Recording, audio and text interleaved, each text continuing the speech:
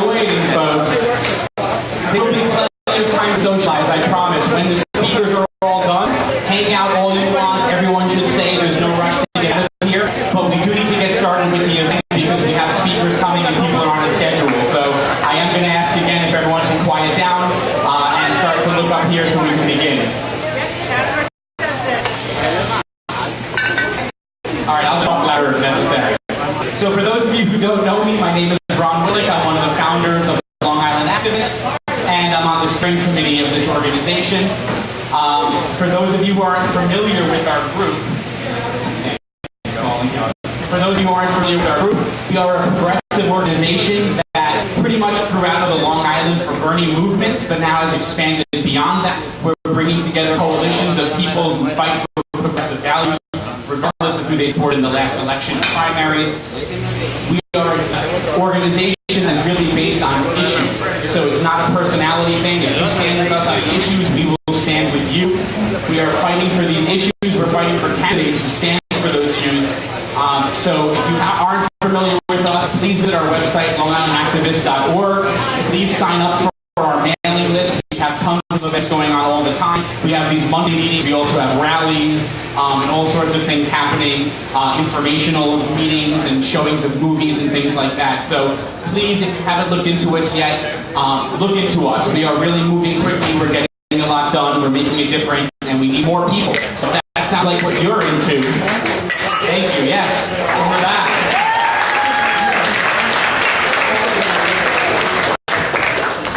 So the first part of this meeting, we're going to be going over what we've accomplished in the last few months and what we have planned for the next few months, in the hope that you will hear things that you like and that you will show up to some of these events and sign up for our group.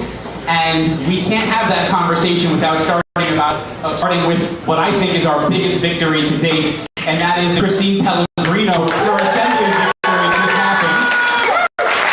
And so I'm going to invite Laura Rial and our other CNC members to talk about that race and what it meant.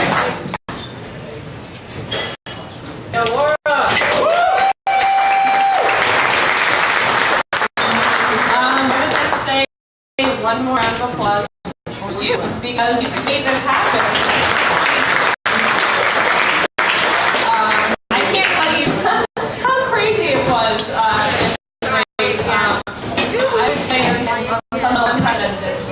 Just, from starting in my house as a makeshift campaign office to the town of Oyster Bay, Dan was helping us in the chaos that was happening in there. It was just beautiful, the collaboration. We had NIPAN, we had NICIT, we had Long Island Activists, we had Burners, we had so many different people come out, town of Oyster Bay. It was amazing to see how many people really put time and energy to volunteer. Essentially, we had a volunteer list of about, I would say, over 300 just off the bat. People just throwing their hat and making a difference. And I think the other half of it just has to be, having such an amazing candidate. Honestly, I can't say enough about Christine. She has been from the beginning. She's one of us. She helped found this group, and how special it was to have the opportunity to be able to support one that we truly believe in.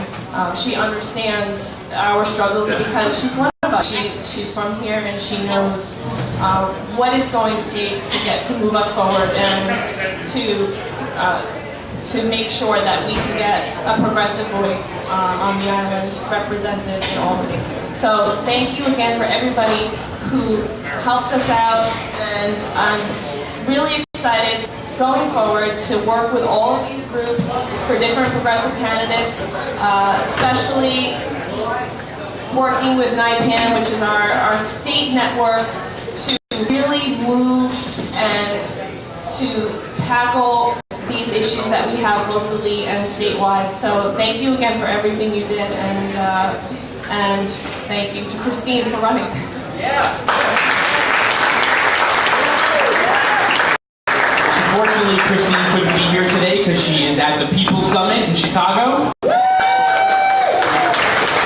And I'm really jealous of her because yesterday she got a huge shout out from Bernie Sanders during the main keynote speech at the end. So one of the other things we have going on is that with Christine's victory, in some ways, that was a loss for Long Island activists because she was such a leader of our organization, and now she's not around anymore. She's so busy. So we had to open up that spot on the steering committee, and we also were debating, how do we do this? How do we pick? We had two great people who had run for the committee prior and fell short on the votes, and we wanted to keep them involved. So we decided the best thing to do was to just invite both of them. So we invited Cynthia and Candace, who were candidates. Yeah, please, big round of applause.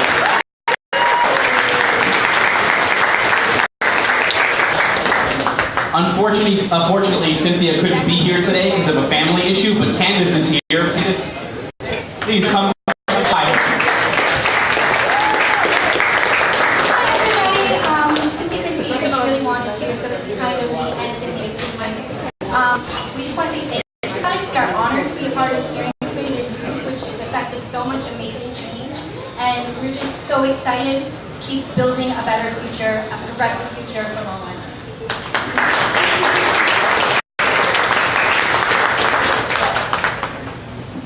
All right, now I'm going to ask Mariana to come up and speak for a little bit. She has been heading our healthcare committee, and she has been doing an amazing job.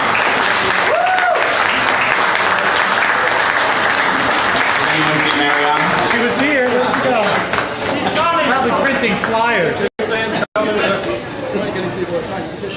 So as she's walking up, I'll just talk a little bit about single payer. This has been probably the most important issue we've been working on since the beginning. Mariana has taken this on and has done an unbelievable amount of work so far. So please, big round of applause for Mariana.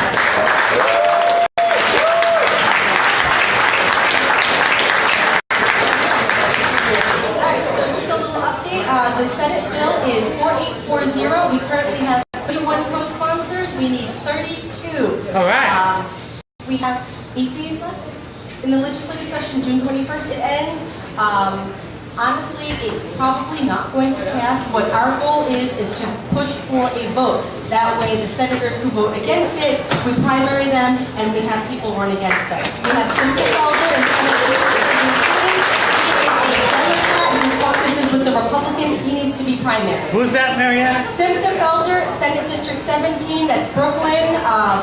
We need to get him out of here. He's a Democrat, he caucuses with the Republicans. He runs unopposed every year and gets elected, and he's awful. So we built a great coalition with some other groups in Brooklyn, and they are working specifically on getting Cynthia Felder out. We're also working on Marty Golden, that's Senate District 22, also Brooklyn, that's more the Bay Bridge area. And he is one lonely Republican in Brooklyn. All of Queens is Democratic. Long Island is a different story. But we are pushing to get a Democrat elected in Brooklyn. So if anybody wants to volunteer, we have active canvassing happening every weekend in Brooklyn for single payer. And as soon as the legislative session ends, we're going to be looking at recruiting progressive candidates to run against Marty Golden in Brooklyn. Because this is a statewide issue, so we're building a statewide coalition. We have groups out east, here in 19 upstate too. And then we have all the way upstate. So there's lots of work to be done. This is not the time to go, oh, the session is over, let's, regroup for the summer. No, no, no. We need to do voter registration, we need to do voter education, and we need to do single-payer education so that people understand that this is not socialized medicine, this is not a government takeover of hospitals. The Catholic Health Services are doing a great job on Long Island. We just want to make sure that they get properly paid so that way we don't have to worry about uninsured people using emergency rooms as the last resort because they don't have regular access to quality affordable health care. So I really need everybody, if you haven't already done so, go on the campaign for New York Health website, sign the pledge. If you are a small business owner, we have a special pledge that small business owners can sign. We also now have a faith leadership and clergy sign-on letter. So if you're involved in your temple, your synagogue, your mosque, your church, see me and people you can bring to your faith leader so that we can have them sign on.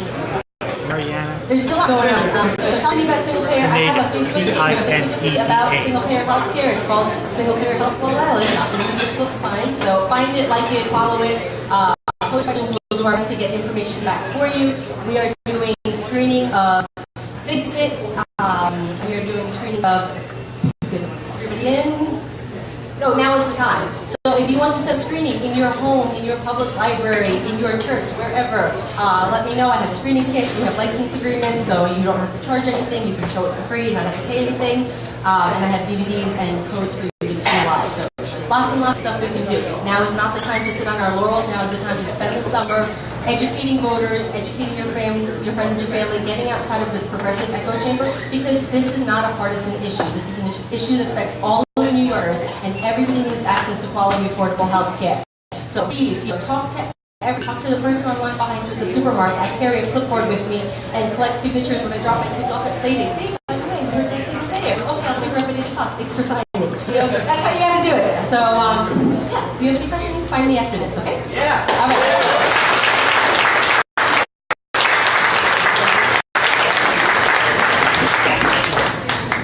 Just in addition to that, to add, on single payer, we're also going to be organizing, not just in trying to flip the Democrat who won't get on board with it, but also to flip these Republican seats. Long Island is a Republican stronghold in the state Senate. We need to flip some of those seats. We have some really vulnerable Republicans. Yes. So if we don't get it passed in 2017, we need to use this like sledgehammer to smash the Republican stronghold on Long Island in the state Senate come 2018. So we're going to be planning rallies in front of their offices. We're going to be all over the place. People are going to see us, and these rallies will become the foundation of races that will flip those seats. They're going to vote for single payer, or they're not going to be in the state Senate anymore. That's the message.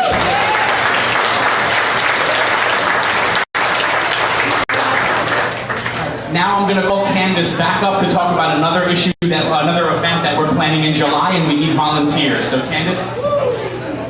Yeah, Candace! What's Candace's last name? Hi, everybody. We're going to be doing an event. It's not Hildebrand. It's not a normal Long Island activist event. It's a different type of event that we really want to do. It's a community building event. We are going to have an event in Brady Park in Massapequa on July 22nd. It's going to be a potluck. The information will be out on Facebook. We want everybody from the community to come, meet each other, figure out alliances, interests, common ground, ways that we can work together as a community and get to know each other.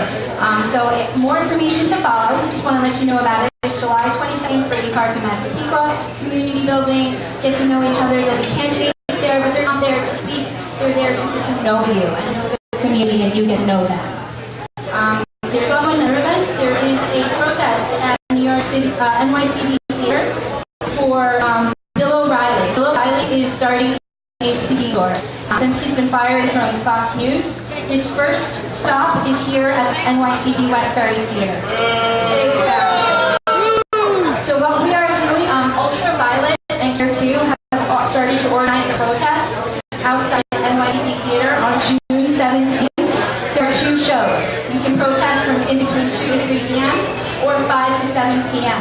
Again, respectful, don't do anything crazy. Just show up and say, boo, we don't want you. The sexual predator should not be given an opportunity to go cross-country on a speaking tour.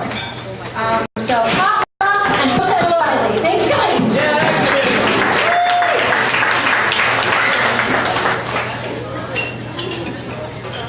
All right, now I'm going to ask Taylor to come and speak a little bit about the endorsements that we've done and will be doing in the near future. Some big races coming up. Taylor. I don't need that much time before. This is kind of boring. I'm going to make this quick. So, I'm just going to explain real quick the endorsement process for Long Island activists. We are able to endorse candidates. Yay. So when we endorse candidates, we're not looking for a traditional idea that, oh, you're going to win, so I'm going to endorse you, or, oh, you can raise the most money. That's not how it works. We want to endorse people who maintain progressive values, who maintain values that What's his name? 15, Taylor that include single payer, and even at the local level, we have things like making sure our environment is being degraded by development. So something as simple as that means a lot to a lot of people who can't get access to winning elections, just because money and other forces outside of a lot of people's control. So what we are going to be be doing today, we're actually invited our first endorsed representative, or first endorsed candidate, Darrell St. George, to speak. We also have two candidates who are going to be speaking, and we also invite other people who haven't been endorsed who contact us, and we send you a questionnaire, a Long Island activist, and we'll get it, go there, talk to us, talk to me, Ron, or any of the steering committee, so we can get that in motion. So we have two candidates that are going to speak tonight, who have experience grassroots activism or are experiencing it currently. These people haven't been endorsed yet, but the process is going to hopefully be set in motion, and it's going to provide an example. The idea is basically we want to endorse people who maintain our values, not people who are simply just going to win because they have the money. So if you guys have any questions, again, feel free to contact us, feel free to contact me, Ron, you can complain to me about it, you can yell at me, whatever you want to do. Thank you guys again, and enjoy the night.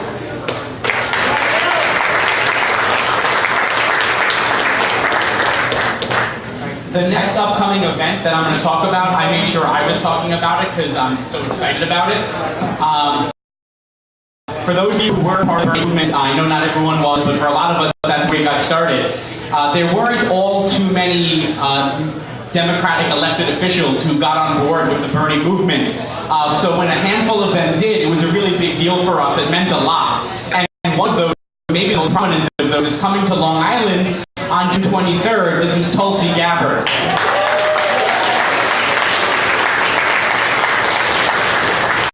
So Long Island Activist is going to be co-sponsoring that event. Ali Mirza is the chief organizer of that event. So that's going to be in Woodbury on the 23rd at 7:30. The information will all be online, so you can get there and sign up. We're really excited about Tulsi Gabbard. Not only was she one of the few people who came out and joined us in the Bernie movement, but she's on board with single payer. She recently announced that she's going to be one of 7 people in Congress who is going to refuse corporate and super PAC money. One of only 7. One of the other ones is here today. We'll hear about that a little later.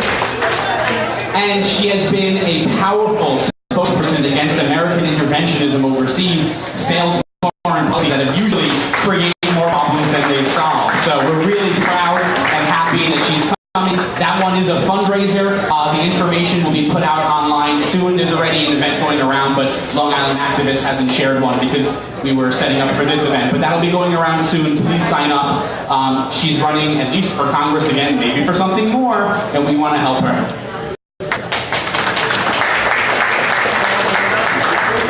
The next issue I want to bring up is another organization that's come to our attention lately that very recently, as in like today, we finally voted that we're going to be working with this organization. No one is here from that organization, but I want to speak about it for a little bit because it's really impressive. The group is called Pro-Neo, and it was started by an 18-year-old high school student, which is amazing unto itself. And he is fighting. I'm going to wait because I hear a lot of voices. Unfortunately, he's not here today. Had we known we were going to make that decision, I definitely would have invited him. He's a really impressive high school student.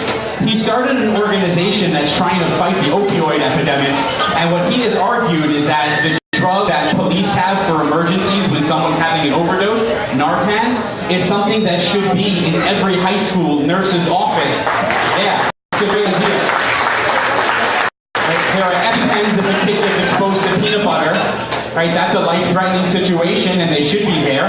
Why not Narcan? Why shouldn't every school have that? We know this is a major epidemic. It's spreading through our society, and this is just a great idea. So we're going to be teaming up with him to try to push that through the New York State Assembly and the New York State Senate, hopefully this year or next year. So you'll be hearing more about that soon. Now I'm going to invite Mike Como, another one of our steering committee members, to talk about an issue that he really knows a lot more about than I do, net neutrality.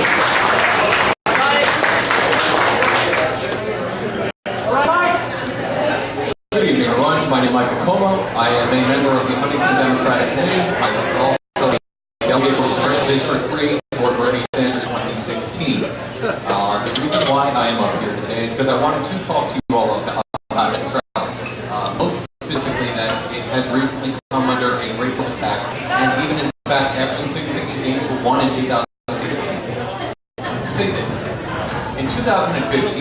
internet. Sorry? In 2015, the internet was regulated, re-regulated, to be classified entitled to service under the FCC. This was initially done and brought underneath the blanket term of the 1934 Communications Act. What this really means to you is it establishes a common carrier for your telecommunications. It's the reason why if you have a dead cell phone and you are near a cell phone tower, you can call 911 and it actually gets there, regardless of whether or not you have an internet plan. It essentially treats your communications as a primary right, a necessary element of your being able to make your way in the world. It has recently been reclassified to Title I. And what that means is that it is not going to be subject to paid prioritization. The long and the short is that it prevents your internet provider from allowing certain organizations to get faster access to data than others. It's to say similarly, if you have data overages from your cell phone plan, they can, in fact, charge you a great deal more amount based on an arbitrary cap. What this also means is that it is going to be not allowing people freedom of access to data and communication throughout the United States. It's to say that in the U.S., if you have a company that is able to pay your cable service provider, your ISP, internet service provider, something like Comcast, something like Verizon, something like Cablevision, one organization can, in fact, under Title I, our press classification newly minted under the Trump administration, to pay for preferred access in different ways. So it's to say if you were streaming Netflix and Comcast did not want for you to be able to get it as quickly because it competed with their service, or they deemed that it was going to be drawing from their overall traffic, they would slow it down. They did in fact do just that, and it was the reason for which Title II classification efforts were won in 2015.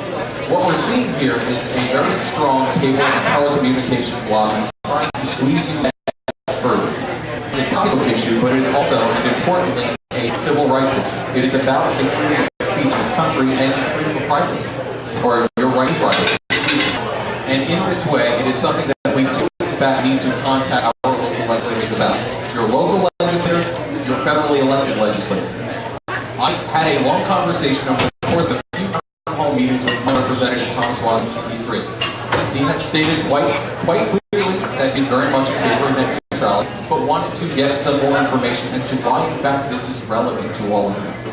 It is to say that if we don't begin treating the internet as something that is, in fact, a necessary element of everybody's everyday life, just like turning on a light bulb, just like opening up the water faucet, people need access to the internet in order to go to a basic function in their everyday life.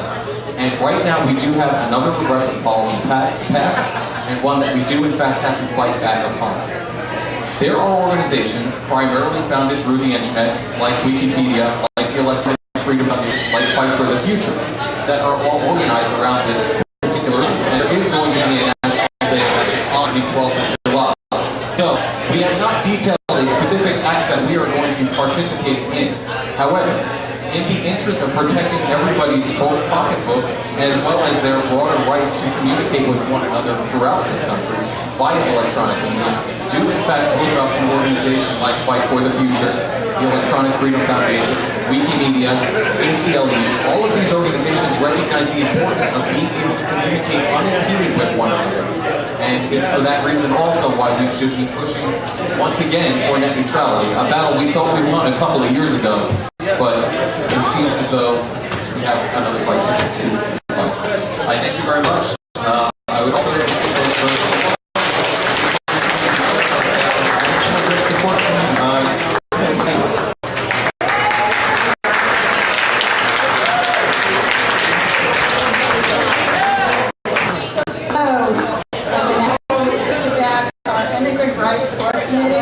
what we're doing, and what you might want to join us in doing. So the purpose of the committee, as many of you know, is to assist Long Island groups working to educate, protect, and support undocumented or illegal immigrants from arrest, detention, and deportation.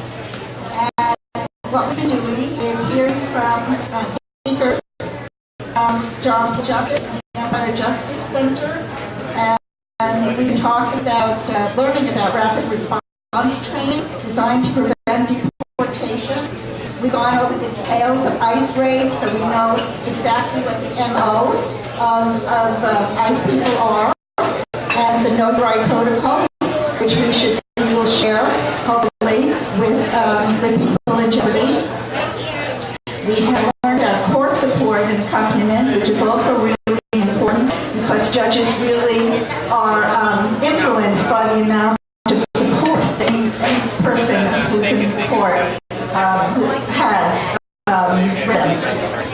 We've learned how important language access is, dealing with police and doctors in court, as well as the requirements of both counties to provide language access and translators in 6 languages. And currently we're waiting for rapid response teams to be organized and run a list for court support both on Long Island and New York City. And we're also keeping abreast of the ever-increasing punitive and anti-immigrant legislation coming down from the federal government and the state government. Going forward, we'd like to work with other advocacy groups on Long Island on county policing policies, arrest and detention of undocumented. We're interested in getting involved in the sanctuary movement, which you may know about. We need more. There's one designated sanctuary on Long Island now. We'd like to work to do outreach to churches and synagogues and other safe places for people to sign on as sanctuaries. We'd like to connect with social work departments to identify bilingual social workers to work with families on entitlements and making sure they have the information they need to stay safe. And to work with the groups that are getting info to school personnel, doctors and clinics and all the places where these people are actually afraid to go without support. But in order to accomplish these objectives, we need more committee members, and I'm making a pitch to you all now. We have some 30 or more people online on my Immigrant Support Committee group.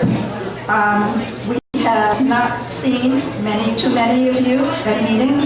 We especially need people who are available during the day to attend meetings and lobbying. The advocacy groups on the ground are totally overwhelmed and inundated and working to capacity, and they need support.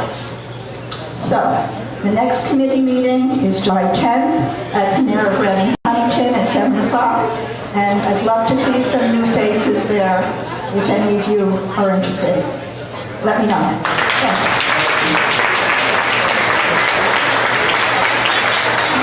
Thank you, Rosalie. All right, so that covers the bulk of our normal monthly meeting stuff. I hope that there were things that we talked about that were interesting to you, that you want to help out with. If that's the case, please reach out to us. We have all these different committees. We are constantly moving on things, but there are also things that slip between the cracks. There are things that we can't see everything at once. If you have ideas, you have suggestions, please reach out to us. The other thing you can do is go to our website, longislandactivist.org. Anybody can create an event and just post it on the website. It'll show up on our calendar, and then every Monday it gets blasted out to the entire membership. So you don't have to just sit around and wait for other people. You have an idea, take leadership, just do it. People will show up. It's like that movie. If you build it, they will come. If you have a good idea, people will show up and they will work with you. So please do that. Be a leader, not just a follower. There are times when you need to follow, but there are other times when you just take the reins and do it. That's how we created a whole organization and a whole movement. So just do it.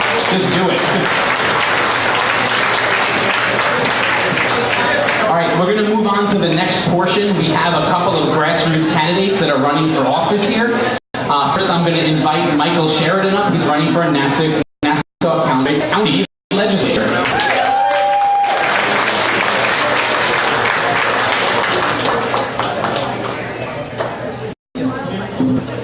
I'm canvassing, so I like to sit and talk. Ron, let's come off.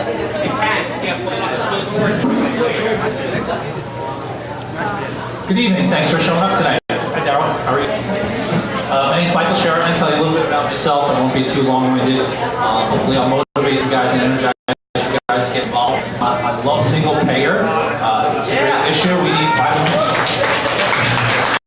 My wife works at LIJ, and she's a nurse there. So a few hospitals closed in Brooklyn, Queens about 5 or 6 years ago, and LIJ received a lot of influx of patients and people who are struggling to get health care in that area in Queens, Nassau, Florida, and the system was overrun. And the same thing is going to happen in Nassau County if Obamacare is overturned without any kind of replacement.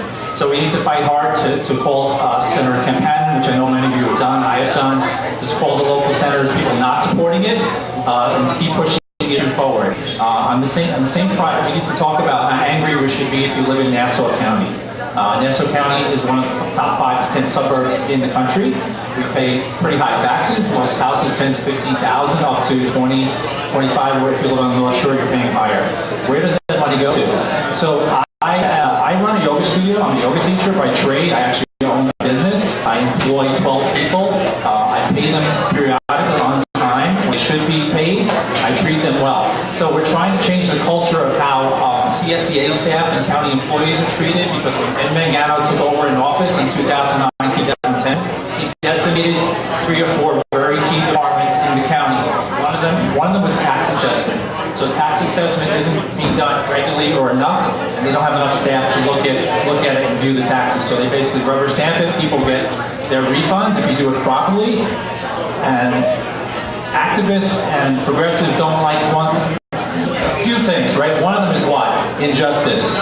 Nobody likes injustice or if people aren't treated fairly, right? So the people that don't file their tax refunds or their challenger taxes, seniors, people just not tech savvy, people due to homeowning, they don't challenge, they're paying the tax bill for the other person across the street. Does that sound fair? Definitely not. Definitely not fair. So we're trying to accept all our return and the Democratic slate and working family slate. I've received the Working Families Party endorsement from my race. Thank you. Very proud. Union proud. Union proud. And I have Christine on. I was a little bit involved in Christine's race. Very happy to be part of it, to canvass a little bit, to meet fellow activists. So I'm trying to energize the base and get people out there to canvass and work for Nassau County issues. 2018, 2020 is great. Darrell's in here in Huntington, 2017. Local races, giving it to Darrell. Local race is super important that we build the base of people that are canvassing, that are working on campaigns. 2 or 3 or 4 or 5 or 6 of you in the audience are possible future candidates going forward, right? Maybe not this year, maybe the year after. Learn the tips from the people who are running, how to get energized, how to mobilize your base, but create the base, which LIA, about 6 months, and Taylor and the other folks, Laura, doing great work. So get that base strong and going, keep building your bench. One thing that, who's the state assemblyman from Glen Cove, who didn't get endorsed. He said, yeah, Chuck Levine, thank you. Said you got to build your bench. The Republicans have a deep bench. They also have lots of money. So we have to compete with that. We compete with that with people, right? With walking door to door, making yourself known door to door, that we're going to represent you, that we look like you, right? That we're concerned about your issues. And let me just get into a couple of Nassau County issues and I'll pass on the mic. So, who has solar power on their house? Me too. Me too. 6 months. Great. Do you know how many Nassau County buildings have solar power? 1.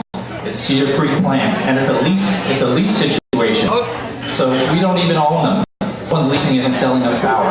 So we need to change that. It's one of my key issues for 2017. We need to put solar power either in Eisenhower Park or put it on more government buildings so that we can not just be green and decrease our carbon footprint, of course, but we can also save bucks for Nassau County electric bill.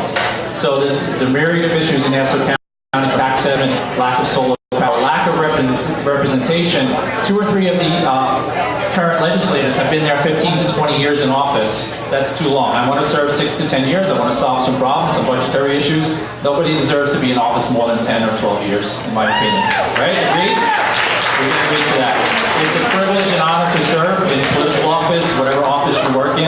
I'm in a service business. I'm a yoga studio. So not only do we do postures and help people feel good about their bodies, I provide a welcoming environment, a clean environment, and that's part of my job, is to keep that space kind of pure, clean, and helpful to people so they can grow their practice. So last couple of points is that the CSA staff in Essex County totally demoralized, but we're forced to take a wage cut, a wage freeze in 2010 because Edmonton wanted to look good and not cut taxes, and the workers took the brunt of it. Not fair. That was just overturned about a year ago, so they've got a little bit of a wage increase. But we want to be into the other candidates. Deborah Muley is here from Freeport. Some of the other candidates, we want to empower the county workforce so they can do the job that they need to do. So if you're a carpenter or any type of trade, whatever you do, you need tools and equipment. If you don't have the tools and equipment to do your job, or the science or the math, whatever, you cannot do your job. So I'm out there walking every day, weekends, sometimes during the week. So if you're looking to volunteer, get involved in the grassroots campaign. We'll talk about solar, assessment, fairness. The county jail is also really decimated with staff, and there's also mold and leaks and really piss poor, conditions, working conditions. It's not safe for the people that are housed there, as well as for the staff. So we need to fix the county jail issues, give them some love and attention, so it's safe. There's also been 12 or 13 deaths there in the last, 6 or 7 years. Horrible conditions for people. Also, the other side of it, that's the human side. The other side is it's lawsuit money against the county. So we need to run things properly. This person in charge now, I won't continue to mention his name, needs to move out. We need to move Democratic and working family type party legislators in and progressive people in and take charge.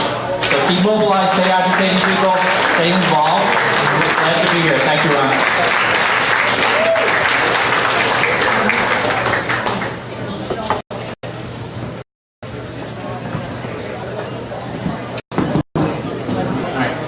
Our next speaker is someone that I met a couple of years ago during the Bernie movement. He was running for Congress, taking on some very big name individuals. In a 5-way race, he was the only one who took a pledge to take no super PAC and corporate money. I think that's a really impressive thing. So I want to invite Jonathan Clarke up.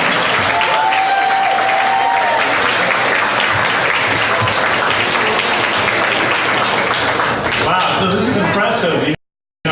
Connie said, first they ignore you, then they laugh at you, then they fight you, then you win. And I think we might be in the winning stage right now when I look at this room. When I ran for Congress, they wouldn't cover me. They would not cover me until I was on the ballot. And I didn't get on the ballot until after I fought a challenge from John Kane who wanted to keep me off the ballot. And that's what the establishment will do. They will stand in our way every step along the way to progress. So now that's why I'm running for town of Oyster-based supervisor. Some say, well, now it's our turn, the Democrats' turn. Unity. They throw that word around a lot, unity.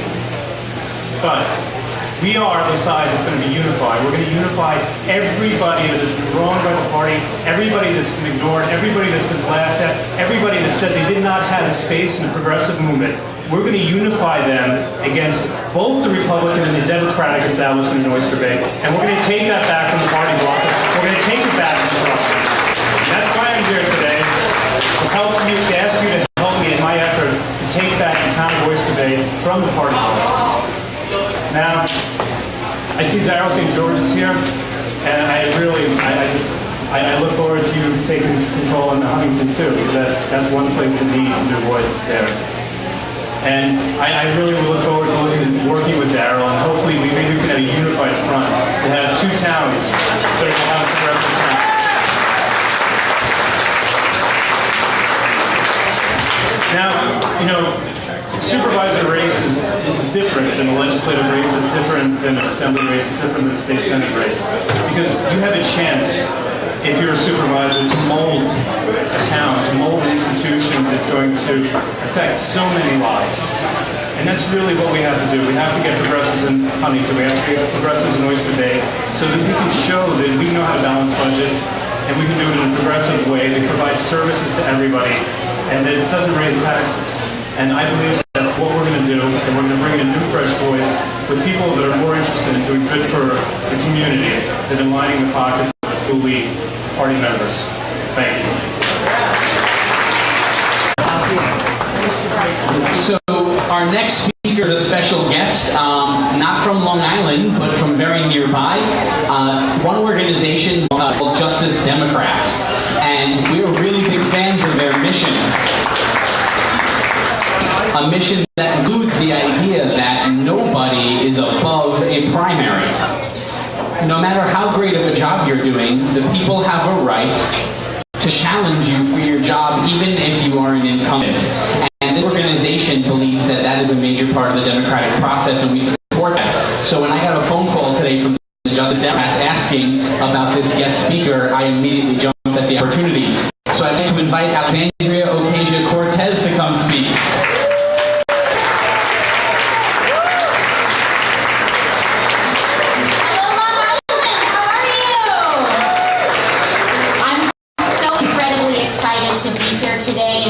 To see really the faces of the movement that is going to transform democracy in 2018. Again, my name is Alexandria Ocasio Cortez. I am a Justice Democrat and brand new Congress endorsed candidate, progressive candidate for New York's United States Congressional District 14. In addition to DNC and GD, I have been endorsed by Political Revolution PAC, Digital Left, and Blue America. And I think what I wanted to talk to you all today about is about really what our democracy, what is our democracy? And it happens here. It happens in pubs. It happens in Irish pubs out here in Long Island. It's the participants of our democracy. They're the people that make our breakfast. They're the people that teach our children. They're the people that work in our hospitals. But our democracy so far, we have kind of spread apart from that spirit of our democracy. And the influence of special interests and corporations have taken over so many seats, so many good seats in our United States Congress. And what we're going to do here in Queens, and what the goal here for brand new Congress and Justice Democrats is for us to take these seats back and make sure that progressive districts like New York 14 that are made up of working families, and again, working families from middle-class districts, that we return these seats back to the Democratic Party and redefine and get back to the roots of who we are, which are the advocates of the working class. This campaign is a progressive, grassroots-funded campaign, and we are mounting a challenge against one of the most powerful members of the House of Representatives. My opponent raises $3 million a cycle from Wall Street, special interests, private insurance corporations, and the same real estate development companies that extract the value from real estate and is making New York City harder to live in day by day. But our campaign, with the support of local unions, local education groups, local schools, and everyday working people, we are so dedicated to changing the nature of our democracy and returning back to our roots, because when we do that, then we get a livable minimum wage. We get a renewable economy by 2028. We get universal health care. And most of all, we get a democracy that is thriving and true and representative of the spirit of Americans all over again. So I am so excited for you all to join me. Our first canvassing event is June 24th. Come sign up at Ocasio2018.com. So you can pull out your phone right now. You won't be, I promise. And if you type in Ocasio2018.com, then you'll be plugged into our campaign. Sign up, canvass with us, knock on your neighbor's doors with us, and we'll feed you.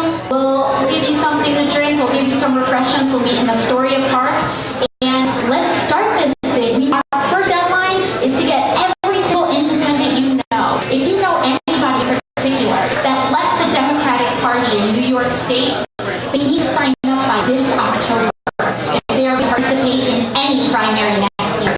So get all your friends registered to vote at vote.gov. Come out and canvass with us. Join us on June 24th. Follow us on Facebook and donate to our campaign. Thank you so much.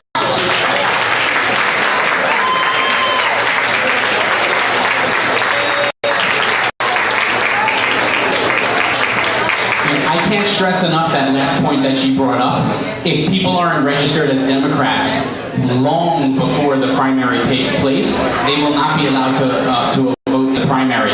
We came into this problem when we were campaigning for Bernie. We had tons of people who were big supporters and actually could not vote for him in the primary because they were registered independents.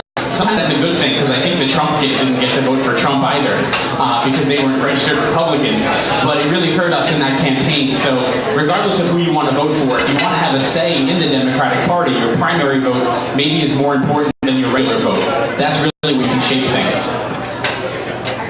All right, our last speaker before the main speaker is the one candidate that we have by now endorsed. It won't be the last, but it was the first of this year.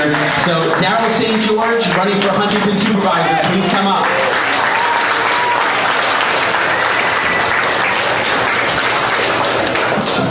Thank you all. Edith in the front here came a very long way, and she said she was having trouble hearing. So if everybody could just quiet down, and I promise I'm not going to speak very long, but I want Edith to be able to hear this whole presentation. First of all, I've been through a number of different screenings throughout this process, and I haven't gotten the nod. I didn't get the Working Families Party, which I am a union member. I'm a member of NYSET. But the idea of getting this endorsement, the endorsement from the LIA, is probably, in my estimation, the most important endorsement.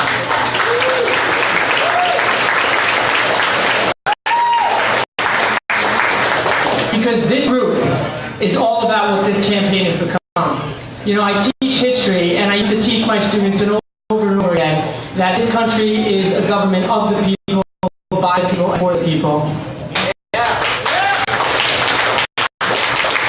And I really believe that. And I believe about the United States Navy. I went to Afghanistan, and I saw some things that nobody should have to see. But when I came back, the way that I reconciled it was that we were fighting for democracy, and that's how I got involved in the political process. And what I quickly learned, becoming a member of the Democratic Committee, becoming a member of the Executive Committee, is that we do not have a very democratic process. And that really upset me. And that is how I have gotten involved. That is how I started this campaign. And it's not just me. This campaign started out as a campaign for town supervisor, and it has quickly transformed into a movement. A local movement. All day today, I had mothers, some of them are here tonight, right now, out knocking on doors, canvassing in the hot 90-degree weather. I have college kids out there knocking on doors. This is a movement. This is not about one person. This is about all of us. This is about democracy and getting people involved. And I agree with John. I will proudly work with John. Oyster Bay, Huntington, let that be the beginning. And as I said to Ron, let us create a healthy pipeline where we can legitimately challenge our state representatives. All of our state senators on Long Island are Republicans. We need to change that, and we will start that at the town level. This is about the people. This is about you. Thank you all. God bless you all, and God bless America.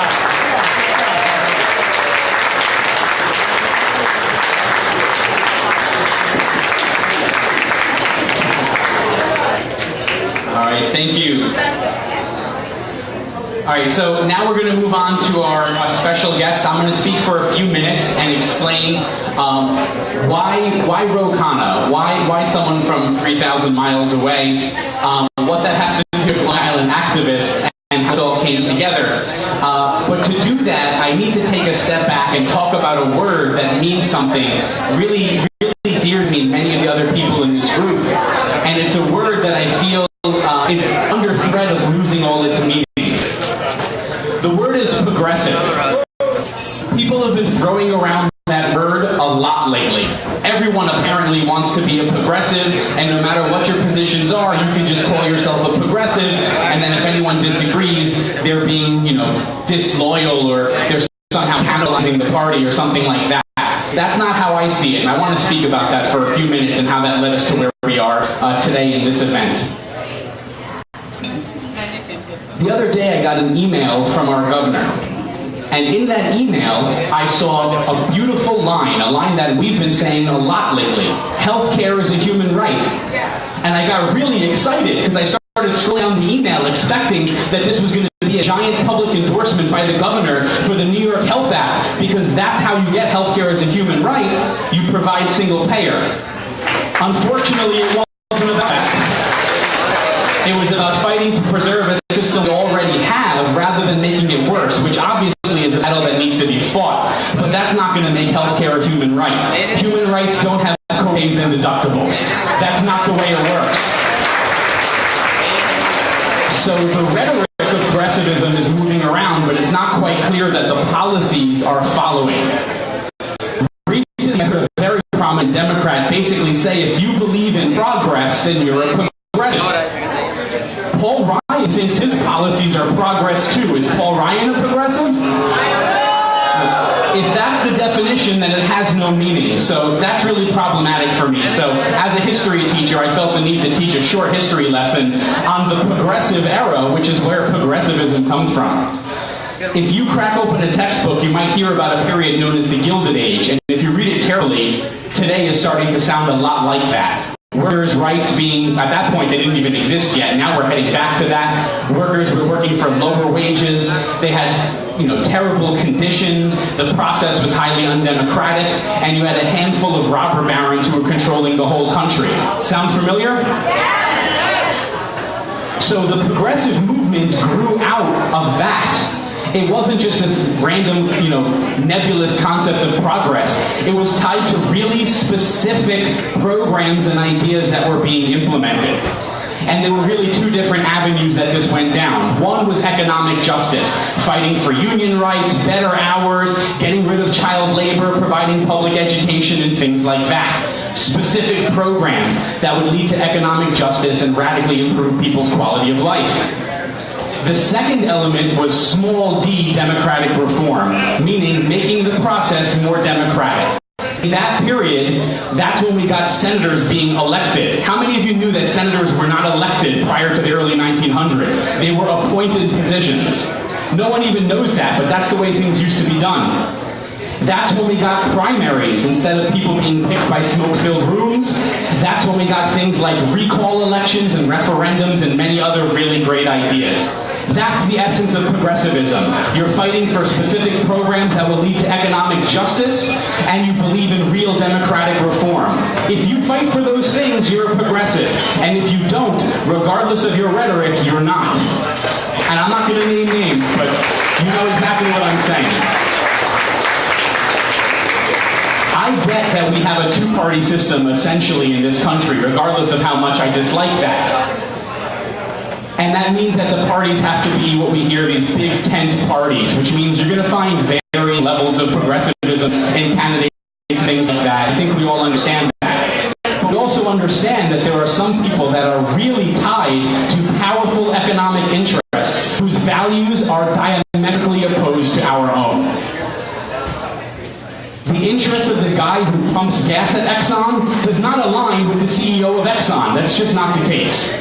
The teller who works at a bank, his interests do not align with the bank themselves. That's not the case. And so the Democratic Party finds itself at this crossroads. It's also a time when the Democratic Party is reeling from a series of losses over the next few years. And I think those things are directly connected. Long Island Activist is dedicated to the idea that we can bring about real change, and that part of that means reform inside the Democratic Party. Full disclosure, I was not a Democrat before 2015. I was proudly an independent because I was very upset with the way both parties were run. It's not because I was in between the two parties. I have never voted for a Republican in my entire life, and I can't imagine a scenario in which I would. But I was not a registered Democrat. I became a registered Democrat because there was a candidate who lit a fire in my heart. And so I decided I needed to get involved, and the only way to do that was to register as a Democrat. So, like me, this candidate was also not a Democrat, and yet somehow he received just under half of the votes in a Democratic primary, which I think tells you that a lot of people are feeling like we are feeling here in this room, that something needs to change dramatically inside of the party. I have seen us criticized lately by some elected officials and by the media that they just want us to be angrier about Trump, and that we're just these sort of unreasonable individuals who aren't going to be happy unless the Democrats yell no to everything Trump does at the top of their voice. That's a purposeful misrepresentation of what we want. It's not that we want more fighting against Trump. Obviously, we need to resist that. It's that we want a bold, progressive alternative to Trumpism.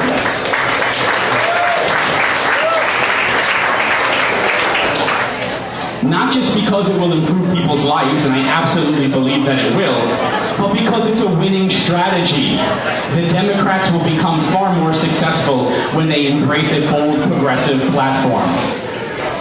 I would love to reach a point in my life where I didn't have to do this all the time. Today, I'm not tucking my kids into bed and reading them a bedtime story because I'm here, and that sucks. That happens to me a lot lately, and it's really depressing sometimes.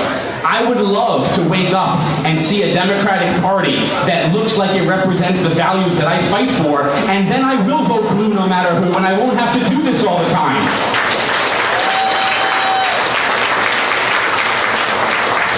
I don't think that day is here yet, but I think it's coming very soon. So that brings us back to where we are today, and to our special guest who's here.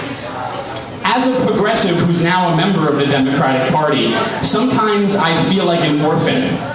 I look around and I don't know who's fighting for me in Washington. That really hit home when I looked at the list of co-sponsors for the John Conyers single-payer bill, H.R. 676. And I noticed that not one member of Long Island Democratic Caucus was co-sponsoring that bill.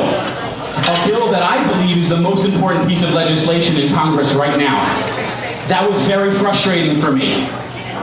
There was a lot of work involved in trying to change that, but we were unsuccessful in making that happen. So, with that in mind, I decided maybe we need to get adopted.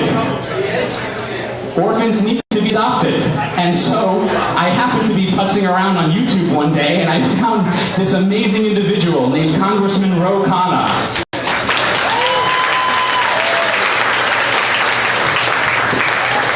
And listening to him speak, I really felt like I was hearing someone who was speaking to my values. And so, completely not thinking this was going to work, I emailed him and I asked him to adopt us. In a million years, I didn't think it was really going to happen. I figured I'd get some sort of automated response back. But instead, he graciously accepted. And that's how we're here today.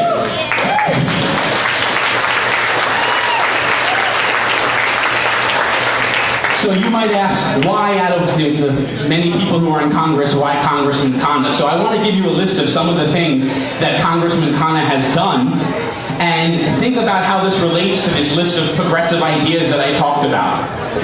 Congressman Khanna became a member of Congress because he primaried an incumbent Democrat. You never hear that.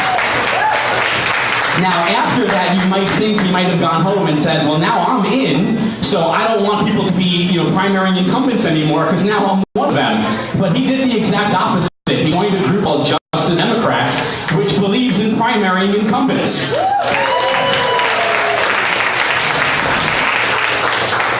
When he was running, he was one at the time of only 6 individuals who promised to take 0 super PAC and corporate money, which is amazing. On healthcare issues, he doesn't just say the right slogans. As soon as he came to Congress, he co-sponsored H.R. 676.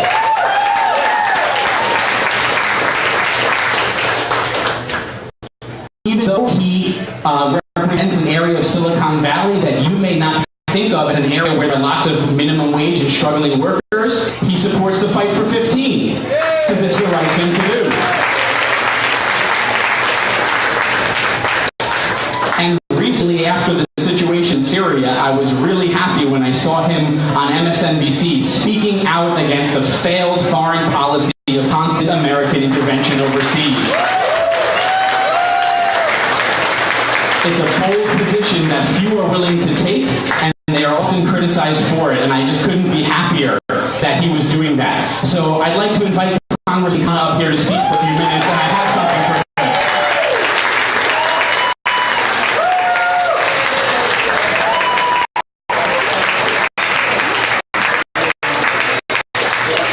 So I have a plaque here, and I just want to read it to you before I give it to him.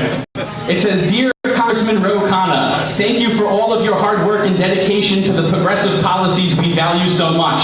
We are so proud to have you fighting for us. Keep up the good work. In solidarity, your adopted constituents across the continent, Long Island activists.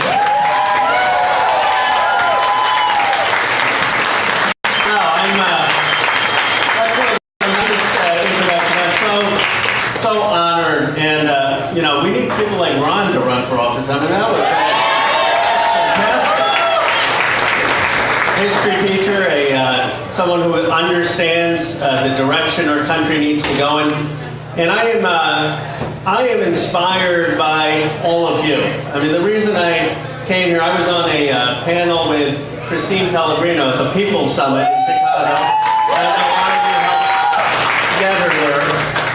And sometimes people think, you know, does it really matter? Does it matter what we're doing? Does the act make a difference? Let me tell you, it's made a huge difference. When I got to Congress, there were maybe 40 people on John Conyers' bill for single payer.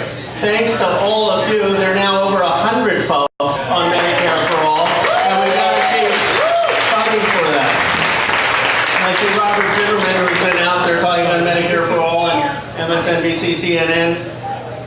You know, when people say, "Ro, how can you expect every Democrat to be for single payer?" Right? I mean, they often ask me that. Now, don't you believe we ought to be a big party? And how do you have this view that every Democrat should be for Medicare for all? And what I say is, if Donald Trump, in 2000, in his book, "We Deserve America," can ask and espouse a single-payer system, we can certainly be as progressive as what Donald Trump was advocating. I mean, go ahead. You know, go look at what Trump has said. And it's not just that it's the morally right thing to do. As a person in Silicon Valley, I understand. You ask people about startups or companies, and you ask them, why are they taking their jobs offshore? And what they will tell you is it's not the wages, it's healthcare costs. It's healthcare costs. These costs are hurting our entrepreneurs. They're hurting our small businesses. Anyone who looks at this knows that single payer actually is just the morally right thing to do. It's the economically competitive thing to do.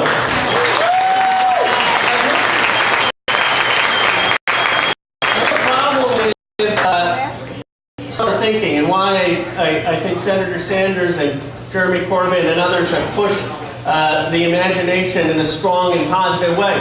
When I got to Congress, I went to Appalachia. It was actually a Republican district, Hal Rogers' district. And he's a Republican there for, 1980. We couldn't have two more different districts. My district, 50% foreign born, 50% Asian American. Hal Rogers' district, 99% Caucasian. My district voted for the Democrat for president by 25 points. Rogers' district voted for Trump by 25 points. And I went there because you had these coal miners' kids learning Apple iOS software and Google software and having jobs with paid apprenticeships and a program that was talking about diversification. So I was going to go over there, and there are two things that struck me. Two things which were interesting. When I talked to John Yarmouth, my colleague, and he said when Barack Obama ran against Hillary Clinton, you'll remember that, in 2008, he lost that district 9% to 91% for Hillary Clinton. And Yarmouth said, so you may think that had something to do with race. I said, well, yeah, I mean, it seemed 9 to 91, it probably did. He said, let me give you a second statistic. When Jesse Jackson ran in 1988, he won that district in the Democratic primary. I said, how did he do that? Anyone have any idea? He showed up. He showed up. And he said, part of the challenge is showing up. And so I got there and they offered Indian food with Johnny Drum Bourbon. That's Cosmopolitan, Kentucky. And, they figured, here's this Indian guy, he must know something about tech jobs. And something about jobs. But when I was going there, all these people in the Democratic Party, you know what they said to me, Ro, you can't talk about innovation. You can't talk about technology and new industry there. It polls at 3%. Polls at 3%. You got to talk about roads and bridges and infrastructure, and that polls at 34%. And I said, we just had someone win for president promising bringing back coal and manufacturing, false promises, but he didn't poll it. He said, this is what I believe and I'm going to campaign. Why are we so afraid to campaign on things that are right? Yeah. On things that are and you know what? Folks forget it. They don't want to be patronized. They understand that the economy has to be diversified. They want to be part of the new jobs and new industries. They have the same aspirations. They want people who are going to have a vision of how they're going to participate in this new economy. Because what's going on in our country, we are at an extraordinary crossroads. With globalization and automation, some people have benefited an enormous amount, and other folks have felt that the economy isn't working for them. And what they want, I obviously am very concerned with what's going on with Trump and the investigation, but I said I didn't run for Congress to do investigations. I ran for Congress because I had a vision for where our country needed to go. Economically, where our country needed to go in the world. And the reality is, whether Trump had gotten 45%, 48%, or won, this election sent two big things, two messages. One, people are frustrated with the political system. They no longer think they may dislike Trump, but they don't like the Democrats that much better. One of the things I've been remarkably, it hasn't hit me is, I don't think some of my colleagues realize how unpopular we all are. You can be in, it's sort of, there's a revolution going on outside, you're in Versailles. The approval rating is 15%. Most people think politicians no longer are working for them. They no longer have the national interest at heart. And why is that? For some very simple reasons. When I ran against a Democrat, and he was a good person, the entire party reflexively endorsed the incumbent. Because that's just the thing you did. Now, the re-election rate in the United States Congress is 97%. It's 97%. The Economist had an article that the turnover rate of European monarchies is faster than the United States Congress.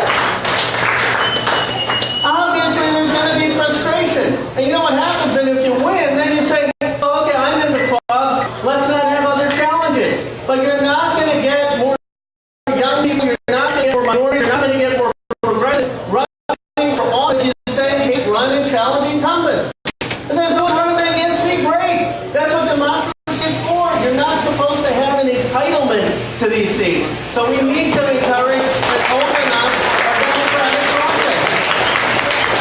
And we have to understand that the special interest money, and they took this pledge to say, I don't want to take corporate money or lobbyist money or that money, not because I'm any more moral than any other member of Congress. Because I said people are upset. They feel like the folks there are representing those special interests and not them. And you know what I tell my colleagues? I said, you will raise more money if you take this pledge. You can build your base online. Be more creative. Go out there. Go out, earn the support from your communities.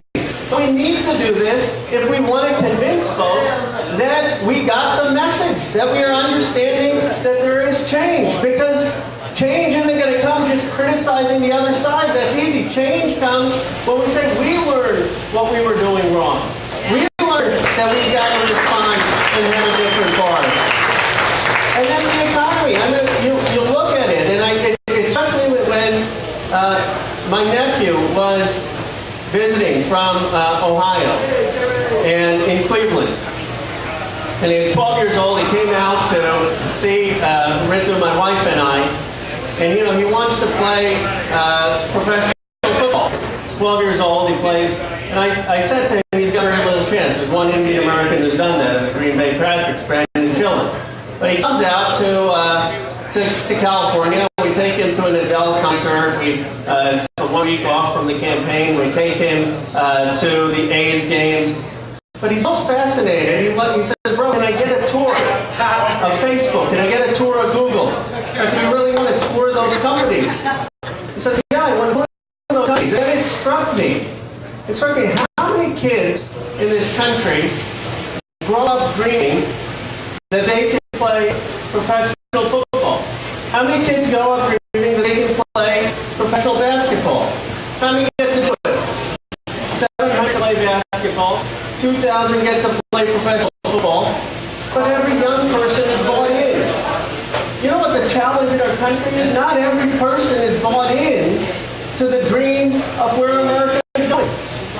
Those who voted for Donald Trump show that they thought the economy was headed in the wrong direction. Those who believe the economy was headed in the better direction voted for Hillary Clinton. Now, when John F. Kennedy went to West Virginia in 1959, the coal miners started chanting, Mr. Kennedy, we want you to go to the moon, go to the moon, go to the moon. And he talked about 30% unemployment. When Bernie Sanders was there in 2016, talked about 30% unemployment.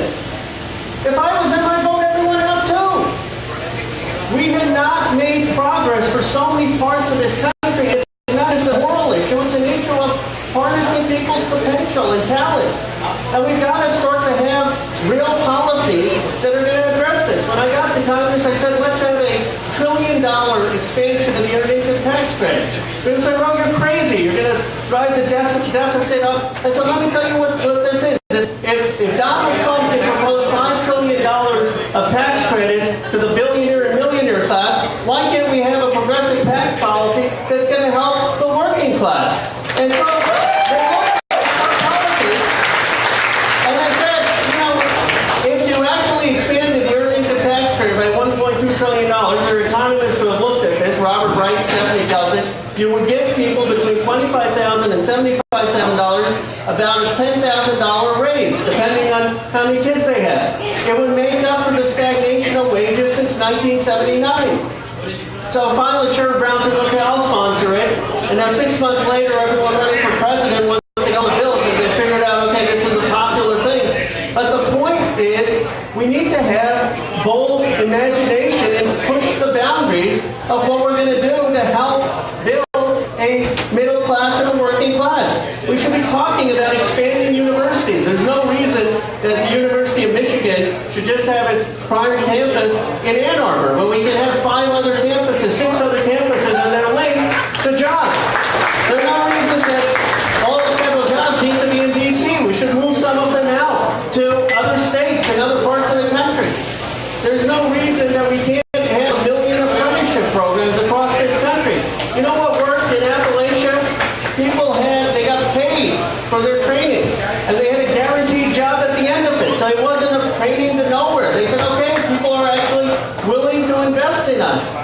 Now, I'm not saying all these answers are going to work, but you know what was great about the New Deal? FDR? They were willing to experiment. They were willing to be bold. Not every idea was going to work, but they knew they had to try things. And that, to me, was the lesson of Bernie Sanders. It's not that everything he said that everyone has to agree with. It's that he broke through a stagnant, bankrupt policy and said, let's have more imagination in our politics, that our time calls, our country needs bolder, new ideas, substantive ideas. And let's have a vision that's going to actually build this country's economy and middle class. Let me end with 2 points. You mentioned foreign policy, and I'll tell you where my passion came from. My grandfather spent 4 years in jail in Gandhi's independence movement in the 1940s. My mom and dad came here in the 1960s as immigrants. I was born in Philadelphia. I had a person in the town hall say, Ro, how does it feel to be a freshman member of Congress up in Cannon 5th floor? I said, when you have parents who stood in line to get their green card stamped, any office in the United States Capitol is a great one. I came here the son of immigrants, and I had an understanding about what our nation means for the rest of the world. And when we went into the war in Iraq, I ran at 27 in a protest campaign that no one thought I could win, and I didn't win because the Democrat had voted for the war in Iraq. We have had failed foreign policy. You know, that Mattis is going to come and testify, and the question I'm going to ask him on Monday night is, you're coming for a greater budget on the defense budget, more money. But what has been the record of the last 15 years? You look at Iraq, and you look at Afghanistan, and you look at Libya. You know, Afghanistan, 40% is still controlled by the Taliban. I admire your service, sir, but the question is, what has all this intervention gotten us? You know, the terrorists could be at the Pakistan-Afghan border, and since then they've spread out all over the world. And it's not that this is advancing U.S. interests. We've got to get back to our basic founding. John Quincy Adams, who said we don't go overseas to destroy monsters, not because we don't wish people well, not because they aren't in our, we don't have their prayers or give them our voices, because when we go over and are making choices, we end up being seen not as a liberating force, but a dictatorial force. It was John Quincy Adams. We have won overseas and failed foreign policy. I think it's time the Democrats not just to demand that Trump come to Congress of constitutional authority. It's time we articulate an alternative foreign policy that's not meddling in overseas. Now, here is why I am so passionate. I ran a couple times. I lost. Bernie Sanders at the People's Summit had said, he ran 4 times before he won. And here's why I'm so excited about what everyone here is doing. People often say, well, the progressive movement, which is Medicare for all, or a massive expansion wage supplement, or a public college, or apprenticeships, that it's an angry message. I don't think it's an angry message. I honestly don't. I think if you look at this country, I believe the 21st century is going to be our defining moment. And I'll tell you why.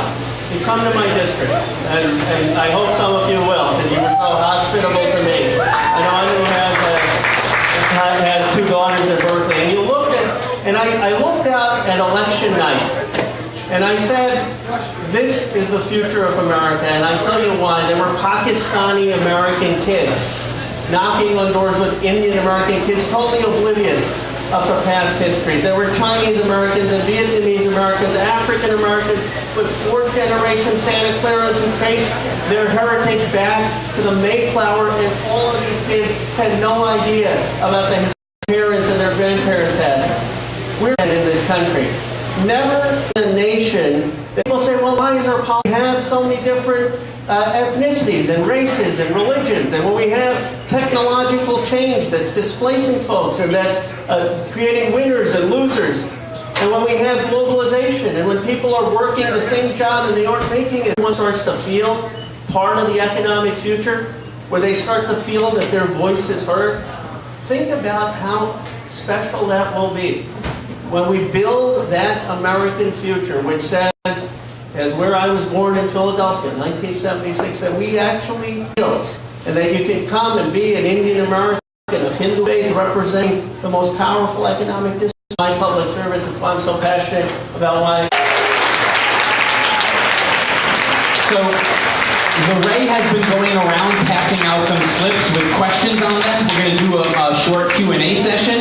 Hopefully some people filled those out, so we're going to take a minute and set up some chairs up here, and then we're going to read some of those questions. Lorraine, are you around? Great. So just give us 2 minutes and we'll get started. If while we're doing this, turn and talk to a neighbor if you haven't already. Meet your progressive allies. What do you know?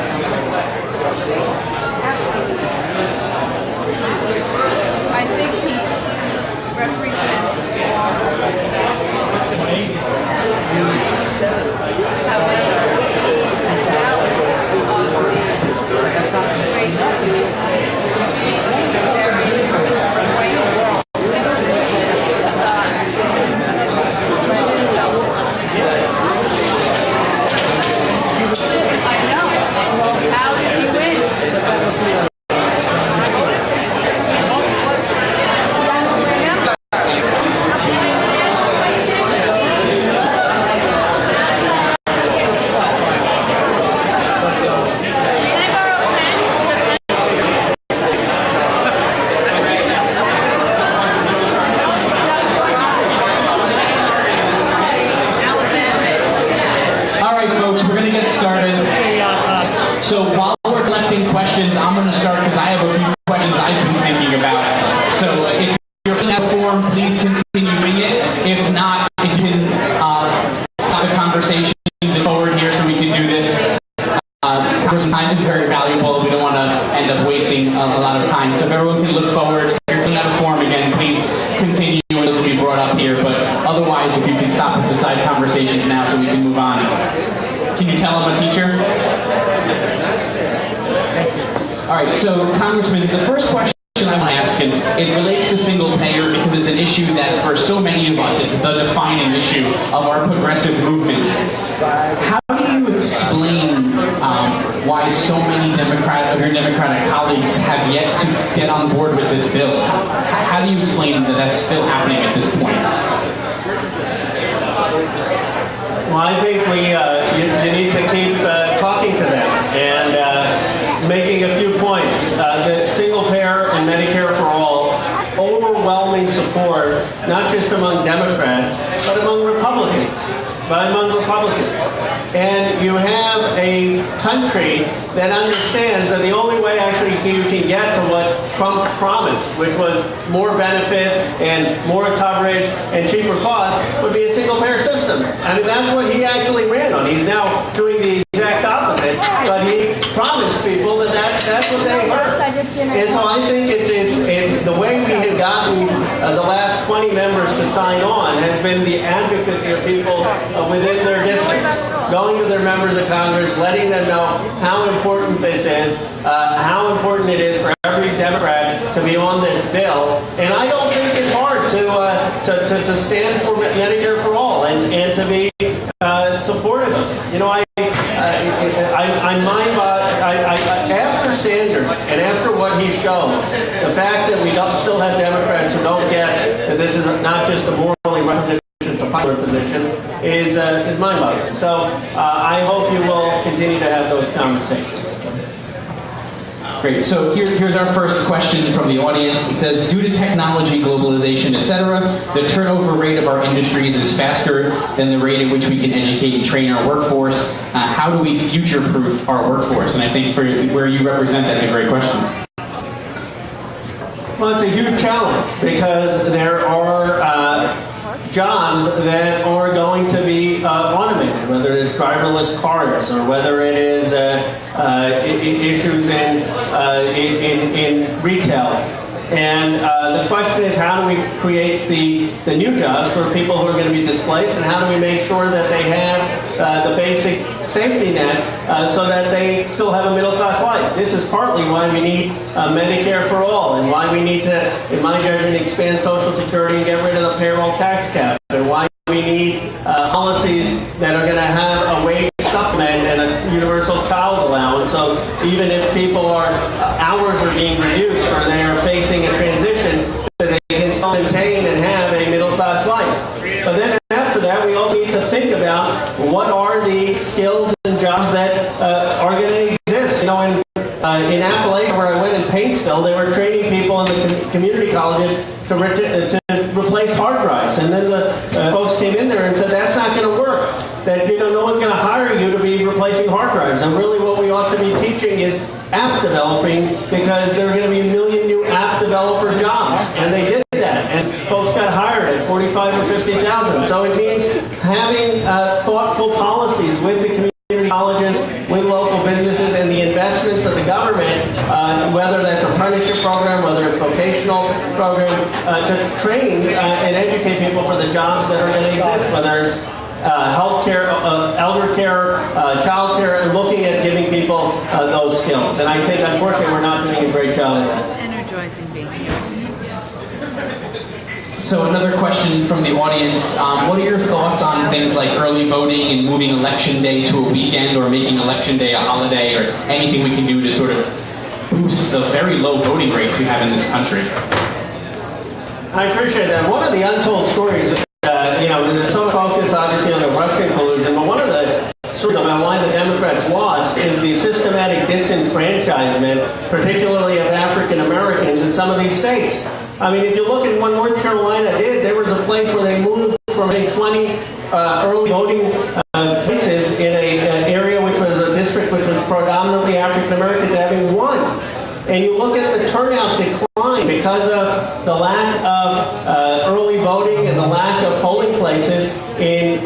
predominantly minority areas in some of these battleground states, and that was a huge issue. So we need, as the Democratic Party, to be talking about how we're going to have voter enfranchisement, the consequence of the Supreme Court overturning the Voting Rights Act, and other policies, whether it's more early voting, whether it's a day off for voting, way that we're going to get more people participating and voting in the process. The frustration people have is they know that Medicare for all, free public college, fighting climate change, the polling shows Americans want this, and then they see Congress not deliver on it. And it's because partly of the financial money interest, it's partly because not everyone's voting. So I agree that that's a huge issue we have to solve.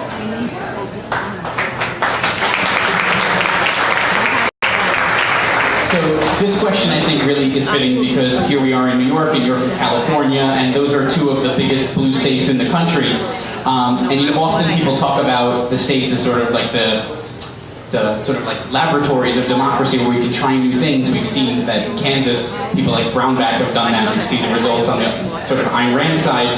What are things that we can do in New York and California to sort of set an example for other states to follow? Well, California, we just passed in the state senate a single-payer bill, and I'm hopeful that Jerry Brown is going to sign it. I mean, when we get past the assembly, and it's going to require the mobilization of people in the state to get the governor to sign it. I know in New York you've been having your own challenges with the governor, but making sure there's no reason why states like New York shouldn't lead when it comes to single payer, when it comes to free public college, when it comes to the right types of retirement benefits and apprenticeship programs and making an access to vocational education. I mean, these states ought to be laboratories, but they haven't been. And so I think pushing more progressive policies at the state level here would be great. So another question from the audience. Turning back to foreign policy, I've already expressed my support for your anti-interventionist positions there, but clearly there is a problem going on in Syria. There is a crisis, so if not interventionism, what do you see as America's role in that conflict? I appreciate the question. I mean, there's no doubt that Assad is a brutal dictator who has, in my judgment, his father, it goes back to the Hama massacre where he killed thousands of Muslims. And Syria's policy, because of Assad, has led to hundreds of thousands of people being forced out of the country. The problem, though, is it started in 2011, where we called for regime change in Syria. And we made that a destabilizing magnet where it brought in and invited in terrorists and other groups from around the Middle East. We should never have had a policy of regime change, and our first policy should have been to do no harm. Now that we are in the situation that we are, I think there has to be a call for regional ceasefires. I don't think you're going to get a global ceasefire on Syria. The best we can do is to have Russia, Turkey, Syria in there and try to get regional ceasefires, and then we ought to call for an international criminal tribunal and ultimately seek to prosecute war crimes and prosecute war in places like Germany that have universal jurisdiction. So I have no illusions about Assad or the regime and the brutality. I just don't think having sporadic missile strikes there is going to end the cycle of violence or do anything to create peace. I think we have to have a political solution of regional ceasefires and then create an international tribunal to prosecute some of the war crimes.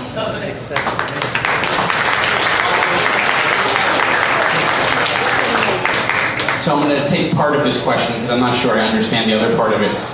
It feels like at times America is sort of turning into a little bit of an Orwellian surveillance state. What are your views on the amount of government surveillance of American citizens and what we can do about that?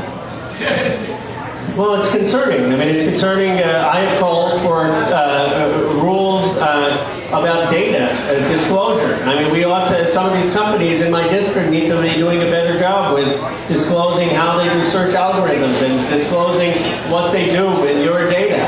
And if they sell that data, the Republicans just passed this bill, I'm sure you saw, where they actually took away the internet service provider's requirement to disclose what they're doing with your data. And we need to do the exact opposite. We need to have greater disclosure. But the one thing I am proud of is in this country we have a First Amendment. One of the most concerning things was Prime Minister Theresa May when she said, let's crack down and look and monitor the internet, almost saying that the model in their manifesto was China, where they actually observe every speech of people who are corresponding on the internet. That should never fly in this country. We have a First Amendment, and we have a First Amendment for a reason, because we want dissidents, we want people to be able to criticize governments, we want them to be able to criticize governments like Iran and China, and they often define their critics and dissidents as terrorists. So I think it's very, very important that we stand up for a free, open internet and for the principles of free speech.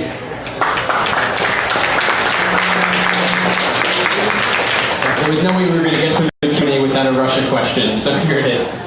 How real do you consider the threat of Russia to our democracy as far as the hacking and things of that nature?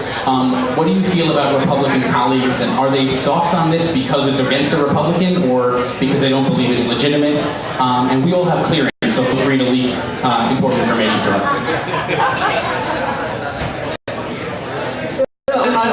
It's very serious in terms of the weakening of American institutions, and that's the first issue. That people look at this from a partisan lens, but the reality is that we've had an independent in law enforcement branch, and we don't interfere in law enforcement. That's what makes our nation different. And to see Comey, whatever your views, and in my view, he was so careful and thoughtful, and he was being berated by senators who were not nearly as thoughtful or careful. So I think that my first concern is the independence of our law enforcement and upholding our institutions. And of course we need to investigate serious charges about interference. But we ought to do that in a way that should not be partisan. That should, at one point everyone used to care about institutions. The problem is people have been viewing this through their own political lens. And unfortunately we haven't had enough Republicans, in my judgment, say, look, put aside the politics. Let's just defend American institutions and let's get to the bottom of this, because that's what we do in this country. That's what makes us special and different. And I'm hopeful that with increased public pressure, that will happen. That said, as serious as this is, we also need to realize that we have to have a positive agenda. We have to talk to people about jobs, about wages. People say, what do the Republicans stand for? It's so simple. They stand for lower taxes and less government. My belief is that the Democrats would stand for good jobs and higher wages. Simple message, and that's really how we're going to do it. That was a great answer, and I think we should end on that note because it's 8 o'clock and I promise we'd finish by then. You don't need to leave. Stay, hang out, have dinner, order some food. The restaurant's great, and they were great to have us here. People are going to hang out, meet some people, shake hands with the congressman. All right? Thank you all for coming. Thank you so much. Give a big round of applause for yourself.